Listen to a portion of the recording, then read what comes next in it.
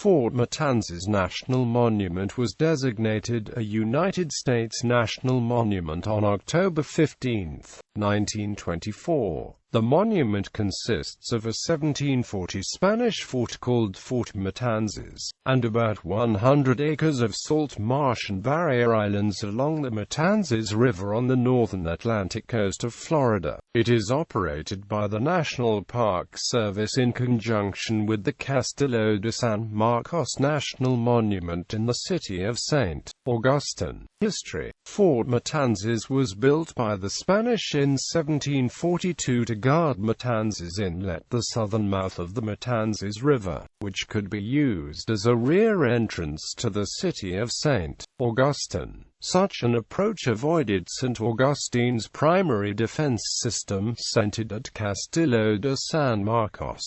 In 1740, Gov. James Oglethorpe of Georgia used the inlet to blockade St. Augustine and launch a 39-day siege. St. Augustine endured the siege, but the episode convinced the Spanish that protecting the inlet was necessary to the security of the town. Under Gov. Manuel de Montellano's orders, construction of the fort began that year and was completed in 1742. Engineer Pedro Ruiz de Arellano, who had worked on additions to the Castillo de San Marcos, designed the fortified observation tower. Convicts, slaves, and troops from Cuba were used as labor to erect the structure, which was sited on present-day Rattlesnake Island and had a commanding position over Matanzas Inlet. The fort is known to the Spanish as Torre de Matanzas, is a masonry structure made of coquina, a common shellstone building material in the area. The marshy terrain was stabilized by a foundation of pine pilings to accommodate a building 50 feet long on each side with a 30-foot high tower. The standard garrison of the fort was 1 officer in charge, 4 infantrymen, and 2 gunners, though more troops could be stationed if necessary.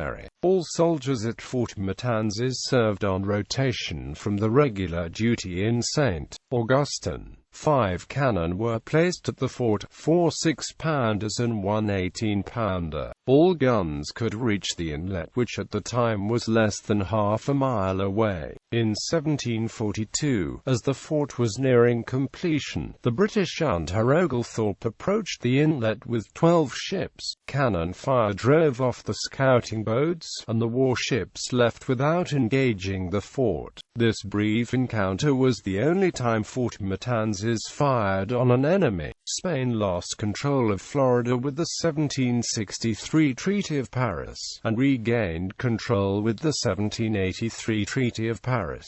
With the Spanish Empire falling apart, Spain spent little effort maintaining the fort after this time. When the United States took control of Florida in 1821, the fort had deteriorated to the point where soldiers could not live inside. The United States never used the fort and it became a ruin. Fort Matanzas was named for the inlet, which acquired its name after the executions, or matanzas, on its north shore, of Jean Ribault and his band of Huguenot Frenchmen, the last of the Fort Caroline colonists, by the Spanish in 1565. Restoration and modern use. In 1916, the U.S. Department of War began a major restoration of the badly deteriorated fort. By 1924, 3 vertical fissures in the wall were repaired and the structure was stabilized. In the same year, National Monument status was proclaimed. Fort Matanzas was transferred from the War Department to the National Park Service on August 10, 1933.